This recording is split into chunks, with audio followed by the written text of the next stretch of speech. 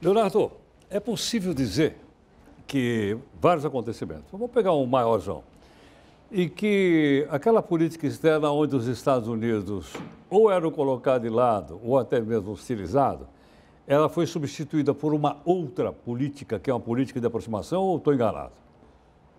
Não, Meraldo, de toda forma, Heródoto, é visível, né, que há uma política de aproximação. Nós assistimos o discurso do presidente, enfático nesse processo, na verdade, abrindo todas as possibilidades de negócio, ele tem toda uma intenção, digamos dessa forma, de abrir o país para negócio com os americanos. A pergunta que nós temos que fazer é se os americanos estão dispostos. São duas realidades completamente diferentes. Não tinha pensado. Nós estamos. Nós estamos receptivos, é isso? Agora, nós ver se somos eles estão. receptivos, né? Tá, precisamos manter sempre aquela mesma Mas pergunta. por quê? Por que eles teriam receio? Não é receio, não é? Ou por que não investiriam? Não, investir é uma realidade, não é? O preço cobrado pelo investimento é outra.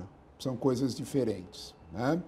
Nós temos que ver, por exemplo, que a política de aproximação com os Estados Unidos, ora em curso, é uma política que, na verdade, se nós olharmos bem, nós temos 3 pontos fortes nesta visita do presidente Bolsonaro aos Estados Unidos.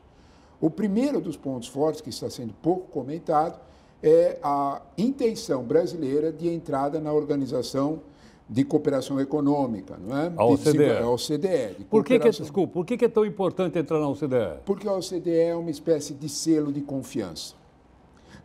A OCDE representa, a OCDE sim, entrar na OCDE nos habilitaria a receber investimentos externos, não só americanos, mais pesados. A OCDE, você lembra do grau de investimento? Ela funciona mais ou menos na mesma situação. Os Estados Unidos são muito cautelosos, né? Especialmente o governo Trump, é muito cauteloso de uma aproximação, de uma permissão, de um apoio para essa entrada, né? Em termos mais claros, né? Quanto à OCDE, tem um preço a entrada para a OCDE, né? Quem está regulando essa entrada é o USTR, que é o Escritório de Representação Comercial. Voltamos àquela nossa pergunta anterior. Qual é o preço para entrar na OCDE? Um deles, que os Estados Unidos já deixaram isso muito claro, que o representante comercial norte-americano Robert Lighthizer deixou isso claríssimo, o Brasil terá que aceitar o pedido dos estados agrícolas americanos que estão com uma superprodução de trigo para comprar trigo americano. Isso atingirá diretamente os nossos irmãos argentinos. Os argentinos vendem trigo, praticamente tudo que nós precisamos compramos dos argentinos, com uma tarifa externa comum, uma TEC de 10%. Para você ter uma ideia de um dos preços, de um dos pedágios para a OCDE, o Escritório de Comércio norte-americano está pressionando para que o trigo norte-americano entre sem pagar essa taxa. Sem pagar os 10%? Os 10%. Na prática, e não é pequeno, eles querem uma cota de 750 mil toneladas anuais de trigo. Isto representa algo como 1/4 do nosso consumo. Se nós olharmos, este é um dos preços, né? Se nós olharmos para isso, nós entendemos o primeiro pedágio para essa situação. Nós temos 2 outras situações que são importantes. Então, lembrando, a primeira, a OCDE, a Organização de Cooperação e Desenvolvimento Econômico. A segunda é o Non-Member Ally da NATO, né? Que é nós estarmos na condição de, não sendo membro da OTAN, que é aquela organização do Tratado do Atlântico Norte, nós termos condições de ser um país amigo. Abre essa posição. Não membro, mas amigo. O que isso significa? Tecnicamente, significa que o Brasil passa a ter acesso a financiamentos prioritários para comprar armamento nos Estados Unidos. Sim. O que é que isso significa na prática, né? De certa forma, nós recolocarmos o Brasil sobre um imenso ciclo protetor, sobre um manto protetor da indústria bélica norte-americana. Nós já vimos esse filme, né?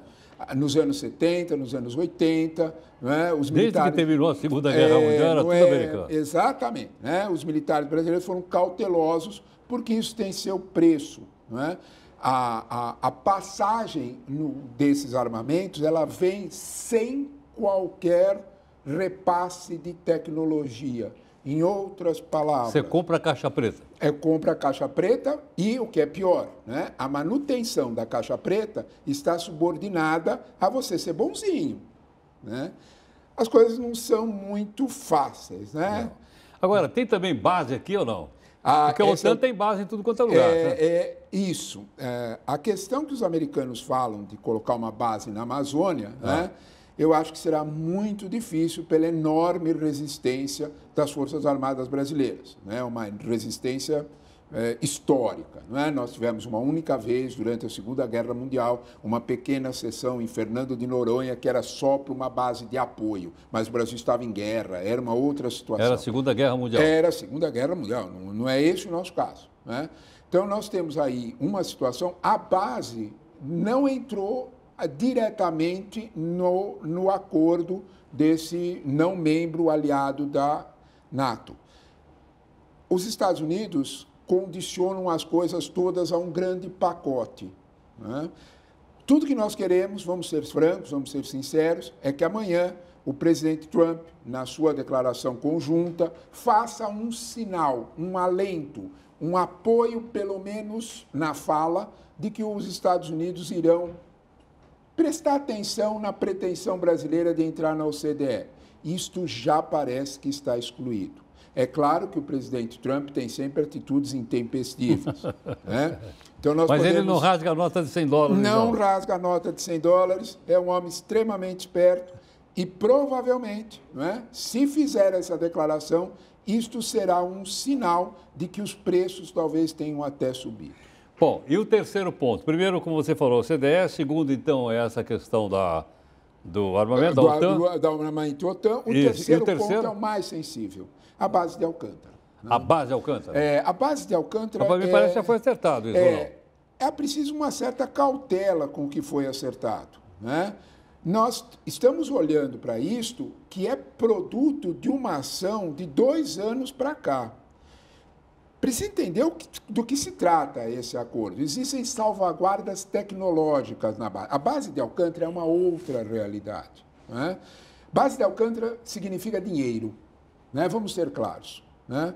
A base de Alcântara significa 300 bilhões de dólares anuais no negócio de lançamento de satélite, que isso é uma coisa, satélite de comunicação, satélite de meteorologia, satélite para várias funções. E a base de Alcântara é um local privilegiado, por causa da curvatura da Terra, uma série de situações. Fica 30% mais barato lançar foguete em Alcântara do que em outros lugares. O que é que os Estados Unidos, todo mundo que lança foguete, mísseis de outro processo, usam 80% dessa tecnologia para lançar o foguete é norte-americano. Compreensivelmente, é só pensar no Kim Jong-un, os Estados Unidos têm salvaguardas tecnológicas. Em outras palavras, tá bom, eu te empresto a tecnologia, mas você não pode desmontar a caixa preta.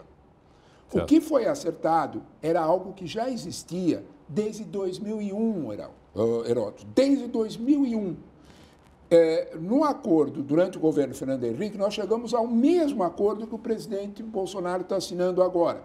Os americanos repassam a tecnologia, nós aceitamos acesso restrito, em outras palavras, não vamos mexer na tecnologia deles. Em compensação, nós podemos usar a base para lançar foguetes. Isso é um bom negócio. Tá? Seria um bom negócio para o Brasil? Claro. Porque outros países também poderiam usar? Poderiam usar, porque a partir de agora, outros países no mundo que lançam foguetes, Europa, vários, poderiam usar a base, não podem usar porque eles usam tecnologia americana. E os americanos dizem, sem acesso restrito não permitimos entrar. Este acordo, ele já existia desde 2001. Né? E aí, por razões ideológicas, né? Uma certa oposição foi feita a essa situação, não adiantava explicar, e o acordo ficou em banho-maria. Com a chegada do embaixador Sérgio Amaral no governo Temer, há 2 anos atrás, o embaixador foi aparando novamente as arestas, retomando os contatos com o Departamento de Estado americano, com as áreas tecnológicas americanas, assinou todos os acordos. Na verdade, né, o presidente Bolsonaro só está batendo o pênalti. Né? Todo o jogo montado foi feito antes, desde 2017, pelo embaixador Sérgio Amaral, certo, que será substituído, nós já sabemos disso. Sim. Mas é dele esse processo. Que processo? De dar as garantias aos americanos, porque isso é um bom negócio. Eu repito, se trata de um negócio de 300 bilhões de dólares. Não é tudo do Brasil, óbvio. Claro, lógico, claro. Né? Mas boa parte desses lançamentos, boa parte desses recursos, no processo de lançamento do foguete, eles virão para o Brasil. É um bom negócio. Esse aspecto é um bom negócio. É um grupo, é um pacote. Do pacote, talvez a gente precise tomar uma certa cautela. Leonardo, obrigado pela aula. Imagina que é isso. Muito obrigado a você, Muito obrigado. Muito obrigado. Eu que agradeço.